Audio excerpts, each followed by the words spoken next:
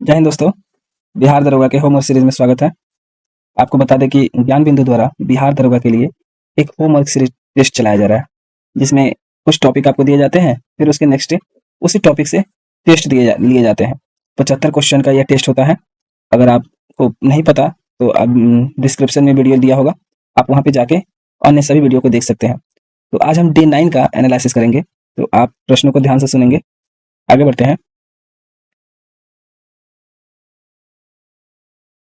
पहले क्वेश्चन से स्टार्ट करते हैं। तो आज का पहला क्वेश्चन है, सिपरी द्वारा जारी रिपोर्ट के अनुसार परमाणु हथियार में भारत का स्थान क्या है? तो अगर परमाणु हथियार के मामले में भारत के स्थान पूछे, ये 6ठा स्थान हो जाएगा। नेक्स्ट क्वेश्चन की ओर बढ़ते हैं। परमाणु हथियार क्षमता के मामले में शीर्ष स्थान पे कौन सा देश है? तो शीर्ष स्थान पर यूएसए और रसिया हो जाएंगे। नेक्स्ट क्वेश्चन की ओर बढ़ते हैं। भारत का पहला परमाणु परीक्षण कब हुआ था? तो अगर भारत के पहले परमाणु परीक्षण की बात करें तो 1974 में हुआ था, जिसका नाम था मिशन शक्ति, और उस समय की तत्कालीन प्रधानमंत्री कौन थी? तो इंदिरा गांधी। वहीं अगर दूसरे परमाणु परीक्षण के पूछे तो 1998 में हुआ था, जिसका नाम क्या था? स्माइलिंग बुद्धा जिसका नाम था, और उस समय तत्कालीन प्रधानमंत्री कौन थे? अटल बिहारी वाजपेयी। अब हम दूसरे क्वेश्चन की ओर बढ़ते हैं। आज का दूसरा क्वेश्चन है, किस देश ने भारत के मसाला ब्रांड एवरेस्ट और एमडीएच पर प्रतिबंध लगा दिया है? तो इंडिया के जो मसाला ब्रांड है एवरेस्ट और एमडीएच, इस पर प्रतिबंध हांगकांग ने लगा दिया है। अगले क्वेश्चन की ओर बढ़ते हैं। भारत में बड़ी इलायची का सर्वाधिक उत्पादक राज्य कौन है? तो भारत में बड़ी इलायची सबसे अधिक जो है सिक्किम में होता है, और पूरी दुनिया में पूछे तो ये इंडिया प्रथम स्थान पे हो जाएगा। अगले क्वेश्चन की ओर बढ़ते हैं। नेक्स्ट क्वेश्चन है, कार्डमम पहाड़ी की अवस्थिति भारत में कहाँ है? तो कार्डमम पहाड़ी यानी उस चीज को हम लोग इलायची की पहाड़ी भी बोलते हैं, इसकी अवस्थिति भारत में केरल राज्य में है। अगले क्वेश्चन की ओर बढ़ते हैं। तीसरा नंबर क्वेश्चन है, किन दो यूरोपीय देशों को शेंगेन क्षेत्र में शामिल किया गया है? तो शेंगेन क्षेत्र में शामिल किन दो यूरोपीय देशों को किया गया है? एक बुल्गारिया और एक रोमानिया को किया गया है। आगे बढ़ते हैं। नेक्स्ट क्वेश्चन है, शेंगेन क्षेत्र में यूरोप के कितने देश शामिल है? तो शेंगेन क्षेत्र में यूरोप के टोटल 29 देश शामिल है। अगला क्वेश्चन है, यूरोप में वीजा मुक्त क्षेत्रों का संघ क्या कहलाता है? तो जो यूरोप में वीजा मुक्त यानी एक देश से दूसरे देश में जाने के लिए वीजा की जरूरत नहीं पड़ती है, वैसे क्षेत्र को शेंगेन क्षेत्र कहा जाता है। चौथा क्वेश्चन है, हाल ही में किस देश के सांसदों ने हाथ में गीता और बाइबिल लेकर शपथ ग्रहण किया है? ये ब्रिटेन देश के सांसदों ने हाथ में गीता और बाइबिल लेकर शपथ ग्रहण किया है। अगले क्वेश्चन की ओर बढ़ते हैं। भारत में संसदीय व्यवस्था किस देश की देन है? अगर भारत में संसदीय व्यवस्था पूछे तो ये ब्रिटेन से लिया गया है। और वहीं अगला क्वेश्चन है, किस देश में लेबर पार्टी की नई सरकार बनी है? तो वहीं ब्रिटेन में लेबर पार्टी की नई सरकार बनी है। अगले 5वें नंबर क्वेश्चन की ओर बढ़ते हैं। 5वां नंबर क्वेश्चन है, संघाई सहयोग संगठन का 10वां स्थायी सदस्य कौन बना है? तो संघाई सहयोग संगठन का 10वां जो सदस्य है वो बेलारूस बना है। अगर एनडीबी जो होते हैं न्यू डेवलपमेंट बैंक के न्यू मेंबर की बात बोले तो ये अल्जीरिया बना है। वहीं अगर संघाई सहयोग संगठन यानी एससीओ की बात करें तो उसमें इंडिया और पाकिस्तान जो है 2017 में शामिल हुए हैं। अगले क्वेश्चन की ओर बढ़ते हैं। एससीओ 2024 का आयोजन कहाँ किया गया है? एससीओ 2024 का आयोजन अस्ताना में किया गया है। नेक्स्ट क्वेश्चन है, एससीओ की स्थापना कब की गई है? तो एससीओ की स्थापना जो है 2001 में की गई है। फिर अगला क्वेश्चन है, वर्ष 2025 के लिए एससीओ की सांस्कृतिक राजधानी कौन बनी है? तो एससीओ की सांस्कृतिक राजधानी जो है किंगदाओ बनी है, जो कहाँ है? चाइना में स्थित है। अगले छठे क्वेश्चन की ओर बढ़ते हैं। छठा क्वेश्चन है, हैती में फंसे भारतीयों को निकालने के लिए भारत सरकार द्वारा कौन सा ऑपरेशन चलाया गया? तो हैती के लिए जो भारत सरकार का ऑपरेशन है वो ऑपरेशन इंद्रावती हो जाएगा। वही है, अगर हमास के हमले के बाद इजराइल से भारतीयों को निकालने के लिए कौन सा ऑपरेशन चलाया गया? तो इसमें हो जाएगा ऑपरेशन अजय। यानी अगर इजराइल से पूछे भारतीयों को निकालने के लिए कौन सा ऑपरेशन चला तो ऑपरेशन अजय हो जाएगा। वहीं अगर सूडान के लिए कौन सा ऑपरेशन चलाएगा तो सूडान के लिए ऑपरेशन कावेरी चलाया गया था। वहीं अगर तालिबान से यानी अफगानिस्तान से भारतीयों को निकालने के लिए कौन सा ऑपरेशन चलाया गया तो ऑपरेशन देवी शक्ति चलाया गया था। 7वें क्वेश्चन की ओर बढ़ते हैं। 7वां क्वेश्चन है, हाल ही में किस देश में समलैंगिक विवाह को मंजूरी दी गई है? तो समलैंगिक विवाह को जो है थाईलैंड में मंजूरी दी गई है। भारत में जो है समलैंगिक रिलेशन को मंजूरी दी गई है, ना कि समलैंगिक विवाह को, ये ध्यान में रखेंगे।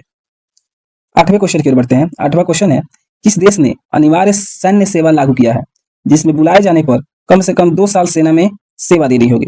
तो ये म्यांमार जो है, म्यांमार ने यह नियम लागू कर दिया है कि हर एक नागरिक को सैन्य सेवा देना होगा देश के लिए, जिसमें कम से कम सैन्य सेवा के क्षेत्र में यानी सेना में 2 साल के रूप में सेवा देनी होगी। अगर भारत और म्यांमार के बीच सीमा की बात करें तो अराकाम योमा पर्वत जो है ये सीमा बनाता है, और भारत के द्वारा म्यांमार में कालादान नदी पर कालादान प्रोजेक्ट जो है चलाया जा रहा है। तो 9 नंबर क्वेश्चन की ओर बढ़ते हैं। असत्य कथन का चयन कीजिए। तो पहले कथन को देखते हैं। संयुक्त राष्ट्र शांति स्थापना आयोग के सदस्य के रूप में भारत को पुनः निर्वाचित किया गया है। तो ये कथन सही है, भारत को पुनः निर्वाचित किया गया है। दूसरा कथन है, इस आयोग में भारत का कार्यकाल 30 दिसंबर 2024 को समाप्त होगा, तो ये कथन गलत हो जाएगा, क्योंकि भारत का जो कार्यकाल है वो 31 दिसंबर को समाप्त होगा। तीसरा कथन है इस आयोग में कुल 31 सदस्य, तो ये भी कथन सही हो जाएगा, तो असत्य कथन के रूप में कथन 2 हो जाएगा। अगला क्वेश्चन है 10 नंबर, 10वां क्वेश्चन है विश्व हरित अर्थव्यवस्था का 10वां संस्करण कहाँ आयोजित किया गया है? तो अगर हरित अर्थव्यवस्था की बात बोले, जिसका 10वां संस्करण जो है यूएई में आयोजित किया गया है। अगर वहीं कोप 29 की बात बोले, तो ये कोप 29 का जो सम्मेलन है वो बाकू में हुआ है, और वहीं कोप 30 का जो सम्मेलन है 2025 वाला, वो ब्राजील में आयोजित होगा। 11वें नंबर क्वेश्चन की ओर बढ़ते हैं। इस देश में 16 वर्ष से कम आयु के बच्चों के लिए सोशल मीडिया प्रतिबंध करने की घोषणा की गई है। तो ऑस्ट्रेलिया ने अपने देश में 16 वर्ष से कम आयु के बच्चों के लिए सोशल मीडिया को जो है प्रतिबंधित कर दिया है। अगले क्वेश्चन की ओर बढ़ते हैं। 12 नंबर क्वेश्चन है भारत के चुनाव आयोग ने किस देश के साथ समझौते पर हस्ताक्षर किया है? तो भारत के चुनाव आयोग ने उज्बेकिस्तान के साथ समझौता किया है। वहीं अगर हम चुनाव आयोग की बात बोले, तो चुनाव आयोग की जो अनुच्छेद है वो 324 हो जाएगा। वहीं अगर चुनाव आयोग की स्थापना की बात पूछे, तो 25 जनवरी 1950 को इसकी स्थापना होती है। और चुनाव आयोग के फर्स्ट आयुक्त की बात बोले तो सुकुमार सेन हो जाएंगे। वहीं अगर फर्स्ट वीमेन आयुक्त की बात करें तो वीएस रमा देवी हो जाएंगे। वहीं अगर प्रेजेंट आयुक्त की बात बोले तो राजीव कुमार हो जाएंगे। 13 नंबर क्वेश्चन है भारत ने टाइफून यागी से निपटने के लिए कौन सा ऑपरेशन चलाया है? तो टाइफून यागी जो एक चक्रवात है, इससे निपटने के लिए भारत ने ऑपरेशन सद्भाव चलाया हुआ है। आगे देखते हैं। 14 नंबर क्वेश्चन है हाल ही में एनओबी यानी न्यू डेवलपमेंट बैंक का नया सदस्य कौन बना है? तो न्यू डेवलपमेंट बैंक का नया सदस्य अल्जीरिया बना है। जो न्यू डेवलपमेंट बैंक है इसे ब्रिक्स बैंक के रूप में जाना जाता है। इसकी स्थापना देखें तो 2015 में इसकी स्थापना होती है, और इसके मुख्यालय को देखें तो ये संघाई में इसका मुख्यालय है। 15 नंबर क्वेश्चन है इस आंदोलन की असफलता के बाद स्वराज पार्टी का गठन किया गया। तो असहयोग आंदोलन की असफलता के बाद जो है स्वराज पार्टी का गठन हुआ, और 5 फरवरी 1922 को चौरा चौरी कांड हुआ, जिसके तहत गांधी जी ने असहयोग आंदोलन को वापस ले लिया। और स्वराज पार्टी के गठन की बात बोले तो 1923 में पंडित नेहरू और चित्तरंजन दास ने स्वराज पार्टी का गठन किया। 16 नंबर क्वेश्चन है फ्रंटियर गांधी यानी सीमांत गांधी के उपनाम से किसे जाना जाता है? तो अगर फ्रंटियर गांधी या सीमांत गांधी की पूछे तो खान अब्दुल गफ्फार खान को सीमांत गांधी के रूप में जाना जाता है, और लाल कुर्ती दल की स्थापना खान अब्दुल गफ्फार खान ने ही की थी। 17 नंबर क्वेश्चन है सन 1983 में गठित समिति जो केंद्र और राज्यों के लिए वैधानिक, प्रशासनिक और वित्तीय मामलों से संबंधित है, वो कौन सी आयोग हो जाएगी? तो ये सरकारिया आयोग हो जाएगी। सरकारिया आयोग की स्थापना 1983 में होती है, और 87 में वह अपनी रिपोर्ट देता है, और 88 में इसे लागू किया जाता है। वहीं अगर पुंछी आयोग की बात पूछे तो पुंछी आयोग का संबंध भी केंद्र और राज्यों से हो जाएगा। 18 नंबर क्वेश्चन की ओर बढ़ते हैं। तो 18 नंबर क्वेश्चन है कौन सा पादप हार्मोन पौधों की कोशिकाओं में दीर्घाकरण द्वारा वृद्धि को नियंत्रित करता है? तो ये ऑक्सिन हार्मोन जो है, जो हार्मोन पौधों की कोशिकाओं में दीर्घाकरण द्वारा वृद्धि को नियंत्रित करता है। 19 नंबर क्वेश्चन है खेलों में आजीवन उपलब्धि के लिए दिए जाने वाला सर्वोच्च पुरस्कार कौन है? तो ये मेजर ध्यानचंद अवार्ड जो है ये खेलों में दिया जाने वाला सर्वोच्च पुरस्कार है। इसकी जो स्थापना है 1991 में होती है, और उस समय इसका नाम राजीव गांधी खेल रत्न अवार्ड रखा जाता है। वहीं 2021 में राजीव गांधी खेल रत्न अवार्ड जो नाम है इसको बदल के मेजर ध्यानचंद अवार्ड कर दिया जाता है। 20 नंबर क्वेश्चन है संघ राज्य क्षेत्रों के मुख्यमंत्री की नियुक्ति किसके द्वारा की जाती है? तो संघ राज्य क्षेत्रों के मुख्यमंत्री की नियुक्ति जो है प्रेसिडेंट द्वारा होती है। वहीं राज्यों की मुख्यमंत्री की नियुक्ति जो है वो राज्यपाल द्वारा की जाती है। 21 नंबर क्वेश्चन है मलखम किस राज्य का मार्शल आर्ट है? तो मलखम जो है मध्य प्रदेश का मार्शल आर्ट हो जाएगा। 22 नंबर क्वेश्चन है कौन सी भू राजस्व व्यवस्था के अंतर्गत ब्रिटिश भारत की 51% भूमि आई थी? तो ये जो रैयतवाड़ी व्यवस्था है जिसमें किसान अपनी भूमि का मालिक स्वयं होते थे, वो ब्रिटिश भारत की 51% भूमि पे लागू की गई थी। और रैयतवाड़ी व्यवस्था की बात करें तो 1820 में इसे लागू किया गया था। वहीं जमींदारी व्यवस्था की बात बोले, जिसे स्थायी बंदोबस्त भी बोलते हैं, वो 19% भाग पे लागू था, और लॉर्ड कर्नवालिस द्वारा 1793 में इसे लागू किया गया। वहीं महलवाड़ी व्यवस्था की बात बोले तो 30% भूमि पर यह लागू किया गया, जो 1822 में इसे लागू किया गया। 23 नंबर क्वेश्चन है वर्नाकुलर प्रेस एक्ट कब और किस गवर्नर के समय लाया गया? तो वर्नाकुलर प्रेस एक्ट जो है 1878 में लिटन द्वारा लाया गया, और इसको 1882 में रिपन द्वारा समाप्त कर दिया गया। आगे बढ़ते हैं। 24 नंबर क्वेश्चन है वे रुधिर नलिकाएं जो शुद्ध रक्त को हृदय से दूर तंतुओं की ओर शरीर के अन्य भागों में ले जाती है, इसे क्या कहते हैं? तो इसे धमनी कहते हैं, जो प्योर ब्लड को ढोती है। अगला क्वेश्चन है 25 नंबर चंद्रयान 3 चंद्रमा के दक्षिणी सतह के जिस बिंदु पर उतरा उसका क्या नाम रखा गया? तो उसका नाम जो है शिव शक्ति पॉइंट रखा गया है। और जो चंद्रयान 1 है वो 2008 में लॉन्च किया गया, प्रक्षेपित किया गया। वहीं उसकी जो किस रॉकेट से पूछे लॉन्च किया गया, तो PSLV C11 से चंद्रयान 1 जो है प्रक्षेपित किया गया। वहीं चंद्रयान 2 को पूछे तो चंद्रयान 2 जो है 2019 में GSLV Mk3 M1 रॉकेट से लॉन्च किया गया।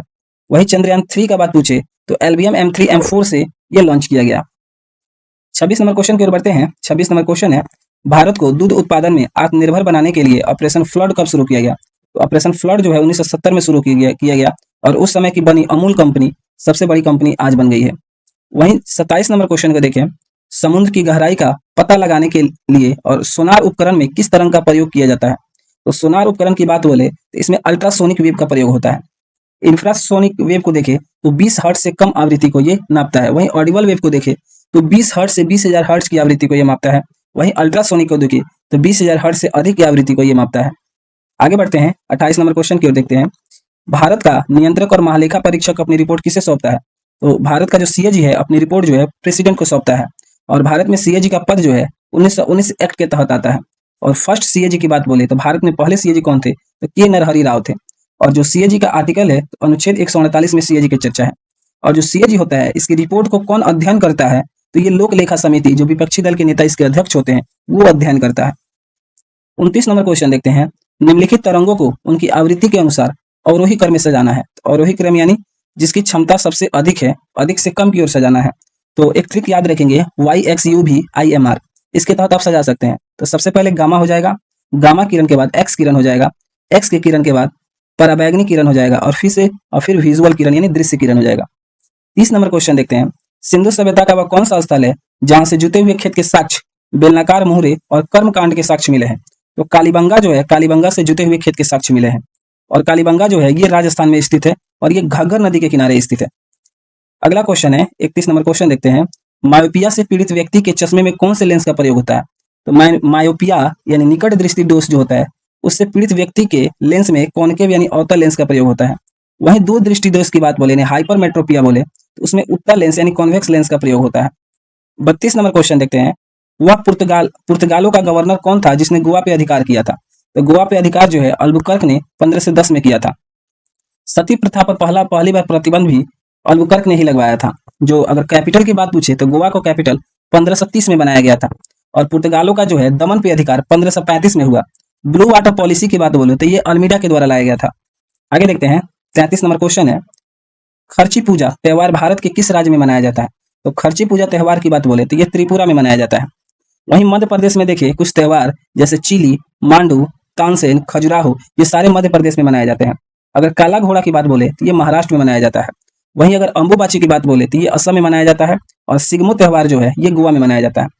अगला क्वेश्चन देखते हैं 34 नंबर, भारत का नियाग्रा के नाम से किस जलप्रपात को जाना जाता है और वह किस राज्य में अवस्थित है? तो भारत का जो नियाग्रा जलप्रपात है वो चित्रकूट जलप्रपात को कहा जाता है, जो किस नदी पे है? जो इंद्रावती नदी पे है और छत्तीसगढ़ में स्थित है। और यूएसए के नियाग्रा जलप्रपात की बात बोले तो ये नियाग्रा नदी पे है। अगला क्वेश्चन देखते हैं 35 नंबर क्वेश्चन है, निम्न में से कौन एक सार्वजनिक क्षेत्र का उदाहरण है? तो सार्वजनिक क्षेत्र देखें तो इसमें ऑप्शन है रेल, रिलायंस, हिंडाल्को और नाल्को। जो ये रेल है ये सार्वजनिक क्षेत्र है। अगला क्वेश्चन है 36 नंबर, पंचायत के लिए गठित समिति बलवंत राय मेहता समिति ने अपनी रिपोर्ट किस वर्ष सौंपी? तो बलवंत राय मेहता समिति ने जो है अपनी रिपोर्ट 1959 में सौंपी। और ये समिति गठित कब की गई थी? 1757 में। जो बलवंत राय मेहता ने है त्रिस्तरीय पंचायत की गणना की है और 2 अक्टूबर 1959 में पहली बार पंचायत को है नागौर में लागू किया गया। अगले क्वेश्चन की ओर बढ़ते हैं 37 नंबर क्वेश्चन है, सही सुलेमित कीजिए। सुलेमित करना है, मिलान करना है। अगर हम पायरिया को देखें तो ये जीवाणु जनित रोग है। वहीं अगर रतौंधी को देखें तो ये विटामिन की कमी से रतौंधी होता है। वहीं अगर एनीमिया को देखें तो एनीमिया जो है रक्त में लोहे की कमी से होता है। वहीं अगर रिकेट्स को देखें तो कैल्शियम की कमी से रिकेट्स होता है। आगे देखते हैं 38 नंबर क्वेश्चन। 38 नंबर क्वेश्चन है, निम्न में से कौन सा कथन गलत है? गलत कथन को छांटना है। पहला कथन है हीमोफीलिया एक अनुवांशिकी बीमारी है, तो ये सही हो जाएगा, हीमोफीलिया जो है अनुवांशिकी बीमारी है। दूसरा कथन है हीमोफीलिया से मानव शरीर प्रभावित अंग प्लीहा है, तो ये गलत हो जाएगा। तो दूसरा कथन जो है गलत हो जाएगा। और ध्यान रखेंगे हीमोफीलिया का जो है एक रॉयल बीमारी भी कहा जाता है। अगले क्वेश्चन की ओर बढ़ते हैं। नेक्स्ट क्वेश्चन है 39 नंबर, ग्लूकोमा और ट्रैकोमा बीमारी का संबंध मानव शरीर के किस अंग से है? ये ग्लूकोमा और ट्रैकोमा जो बीमारी है मानव के आंख से संबंधित है। 40 नंबर जो क्वेश्चन है, मानव आंत में पाए जाने वाले एंजाइम जो भोजन के, आगे देखते हैं, जो भोजन के पूर्णतः पाचन में सहायक होते हैं कहाँ से स्रावित होते हैं? तो जो ये स्रावित जो है ये पैंक्रियाज यानी अग्नाशय से स्रावित होते हैं।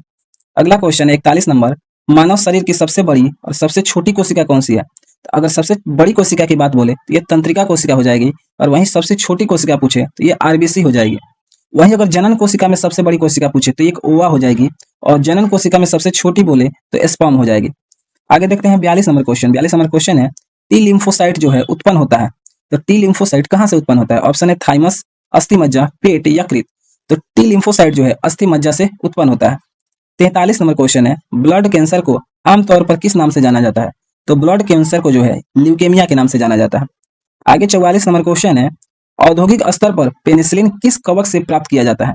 तो पेनिसिलिन जो है ये पेनिसिलिन नोटिकम कवक से प्राप्त किया जाता है। 45 नंबर क्वेश्चन है, कवक की कोशिका भित्ति किस चीज की बनी होती है?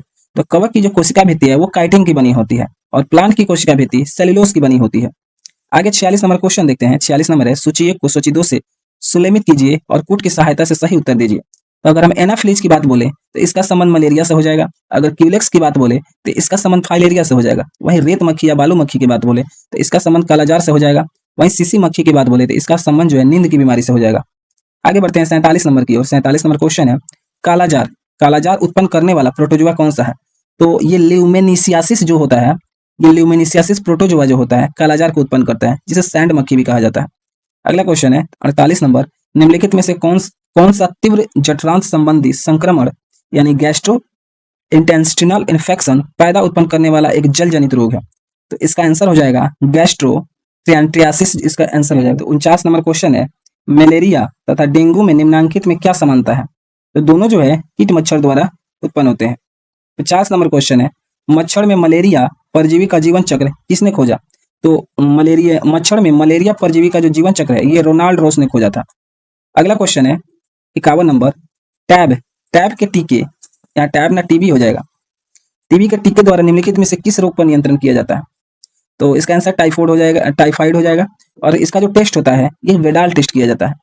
52 नंबर क्वेश्चन है, बच्चों को इस रोग से प्रतिरक्षित करने के लिए डीपीटी का टीका लगाया जाता है। यहाँ पे डीपीटी के टीके की बात बोल रहा है, तो डीपीटी का टीका जो है डिप्थीरिया, पर्टुसिस और टिटनेस के लिए लगाया जाता है। 53 नंबर क्वेश्चन है, माइकोप्लाज्म की खोज सर्वप्रथम किसने की? तो माइकोप्लाज्म की खोज जो है लीवेनहॉक ने किया। 54 नंबर क्वेश्चन है, मृदा में धान की पैदावार बढ़ाने वाला मुक्तिजीवी जीवाणु कौन है? तो मृदा में यानी मिट्टी में धान की पैदावार जो है राइजोबियम जीवाणु बढ़ाता है। ठीक है, जिसे एजोला भी अगर आंसर के साथ आप जा सकते हैं। नेक्स्ट क्वेश्चन को देखते हैं। तो नेक्स्ट क्वेश्चन है 55 नंबर, मानव के आंत में कौन सा बैक्टीरिया पाया जाता है? तो मानव के आंत में जो है इकोलाई बैक्टीरिया पाया जाता है। 56 नंबर क्वेश्चन है, जो जीवाणु सीधे ही वायुमंडलीय नाइट्रोजन को नाइट्रोजन के यौगिक में बदल देते हैं वो कहलाते हैं, तो वो राइजोबियम जीवाणु हो जाएगा। आगे बढ़ते हैं। नेक्स्ट क्वेश्चन है 57 नंबर, एड्स मानव प्रतिरक्षाहीनता विषाणु एचआईवी के द्वारा होता है, जो होते हैं ये क्या होते हैं? एक वायरस होते हैं।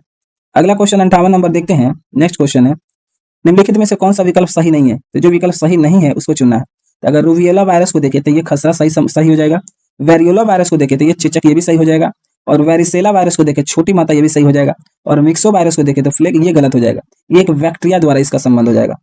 आगे 59 नंबर क्वेश्चन देखते हैं, सिल्वर नाइट्रेट के विलयन में तांबे का तार लटकाने पर तांबे की तार पर चमकीले सिल्वर परत बैठ जाती है। इस अभिक्रिया से क्या पता चलता है? तो इस अभिक्रिया से है तांबा अधिक क्रियाशील होता है, यही पता चलता है। अगला क्वेश्चन है 60 नंबर क्वेश्चन देखते हैं, निम्नलिखित में से कौन सी एक परिघटना रासायनिक अभिक्रिया से संबंधित है?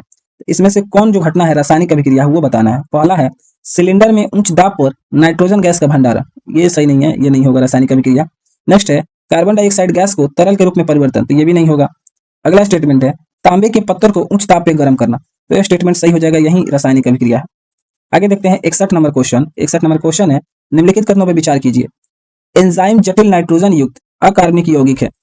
अगला स्टेटमेंट है एंजाइम विशिष्ट प्रकृति के होते हैं, तो ये दूसरा स्टेटमेंट सही हो जाएगा, क्योंकि एंजाइम जो है ये विशिष्ट प्रकृति के होते हैं। अगला 62 नंबर क्वेश्चन है, धन आयन तब बनता है जब, कब बनता है धन आयन, ये बताना है। तो पहला स्टेटमेंट है परमाणु इलेक्ट्रॉन ग्रहण करता है, तो ये स्टेटमेंट सही नहीं है। अगला है परमाणु इलेक्ट्रॉन त्याग करता है, तो यही स्टेटमेंट सही हो जाएगा। आगे देखते हैं नेक्स्ट क्वेश्चन की ओर बढ़ते हैं। 63 नंबर क्वेश्चन है, निम्नलिखित कथनों पर विचार करना है। पहला कथन है रासायनिक बंधनों का टूटना ऊष्माशोषी अभिक्रिया कहलाता है, तो ये कथन गलत है कि रासायनिक बंधनों का टूटना है जो है ऊष्माशोषी नहीं ऊष्माक्षेपी अभिक्रिया कहलाता है। वहीं दूसरा है रासायनिक बंधनों का निर्माण ऊष्माक्षेपी अभिक्रिया कहलाता है, तो ये भी गलत है। तो रासायनिक बंधनों का निर्माण जो है ऊष्माशोषी अभिक्रिया कहलाता है, तो दोनों कथन गलत हो जाएंगे। 64 नंबर क्वेश्चन है, किसी कालीन की सफाई के लिए यदि उसे छड़ी से पीटा जाए तो उसमें कौन सा नियम लागू होता है? कथन है गति का पहला नियम, गति का दूसरा नियम, गति का तीसरा नियम और गति के पहले और दूसरे नियम का संयोजन। तो इसमें गति का जो दूसरा नियम है यही सही आंसर हो जाएगा। आगे बढ़ते हैं। 65 नंबर क्वेश्चन है, गुरुत्वाकर्षण के सार्वभौमिक नियम का प्रतिपादन किसने किया? तो गुरुत्वाकर्षण के सार्वभौमिक नियम का प्रतिपादन जो है ये न्यूटन ने किया था। अगला क्वेश्चन है 66 नंबर, यदि अभिलंब बल दुगुना कर दिया जाए तो घर्षण का गुणांक क्या होगा? तो अगर अभिलंब बल को दुगुना किया जाए तो घर्षण बल जो है वो समान रहेगा। आगे देखते हैं नेक्स्ट क्वेश्चन की ओर। 67 नंबर क्वेश्चन है, घर्षण बल लगता है आपेक्षिक गति के किस दिशा में? तो ये आपेक्षिक गति के दिशा के विपरीत में लगता है। आगे देखते हैं नेक्स्ट क्वेश्चन की ओर। तो नेक्स्ट क्वेश्चन है 68 नंबर, सड़क पर चलने की अपेक्षा बर्फ पर चलना कठिन होता है, क्यों? ऑप्शन है बर्फ सड़क से सख्त होता है, तो ये सही नहीं होगा। नेक्स्ट ऑप्शन है सड़क बर्फ से सख्त होता है, तो ये भी सही नहीं होगा। नेक्स्ट है जब हम अपने पैर से धक्का देते हैं तो बर्फ कोई प्रतिक्रिया व्यक्त नहीं करता है। नेक्स्ट है बर्फ में सड़क की अपेक्षा घर्षण कम होता है, तो यही आंसर सही हो जाएगा, डी इसका सही हो जाएगा। आगे नेक्स्ट क्वेश्चन 69 नंबर देखते हैं, लोटनिक, स्थैतिक और सर्पी घर्षण के कारण बलों को व्यवस्थित कीजिए और जो सही व्यवस्था है उसका चयन कीजिए। तो इसको घर्षण के आधार पर व्यवस्थित करना है, तो इसमें सबसे पहले स्थैतिक हो जाएगा, फिर उसके बाद सर्पी और उसके बाद लोटनिक हो जाएगा। 70 नंबर क्वेश्चन देखते हैं, 14 बैंकों के राष्ट्रीयकरण के समय रिजर्व बैंक के गवर्नर कौन थे? जो राष्ट्रीयकरण है वो 1969 में हुआ और उस समय रिजर्व बैंक के गवर्नर जो है वो एल के झा हो जाएंगे। 71 नंबर क्वेश्चन देखते हैं। 71 नंबर क्वेश्चन है, 1 रुपए के नोट को किसके द्वारा जारी किया जाता है तथा इसका परिचालन किसके द्वारा किया जाता है? तो 1 रुपए के नोट को जो है फाइनेंस मिनिस्ट्री यानी वित्त मंत्रालय के द्वारा जारी किया जाता है और संचालन भी वित्त मंत्रालय के द्वारा होता है। 72 नंबर क्वेश्चन है, एसबीआई सहित भारत में कुल राष्ट्रीयकृत बैंकों की संख्या कितनी है? तो टोटल 12 बैंक है राष्ट्रीयकृत। 73 नंबर क्वेश्चन है, ऐसे बैंक क्या कहलाते हैं जिनके 50% से अधिक शेयर निजी कंपनियों के पास होते हैं? तो ऐसे बैंक जो है प्राइवेट कहलाते हैं, प्राइवेट सेक्टर। 74 नंबर क्वेश्चन देखते हैं। 74 नंबर क्वेश्चन है, भारत में रुपए का अवमूल्यन अब तक कितनी बार और कब कब हुआ है? तो भारत में रुपए का जो अवमूल्यन है वो 3 बार हुआ है। कब कब? 1949 में, 1966 में और फिर 1991 में। 75 नंबर और लास्ट क्वेश्चन है, भारत में मुद्रा योजना के तहत मुद्रा बैंकों को कब खोला गया? तो मुद्रा योजना के तहत जो है मुद्रा बैंकों को 2015 में खोला गया। Thank you. अगर वीडियो अच्छी लगी तो लाइक सब्सक्राइब करेंगे। तो मिलते हैं नेक्स्ट वीडियो में।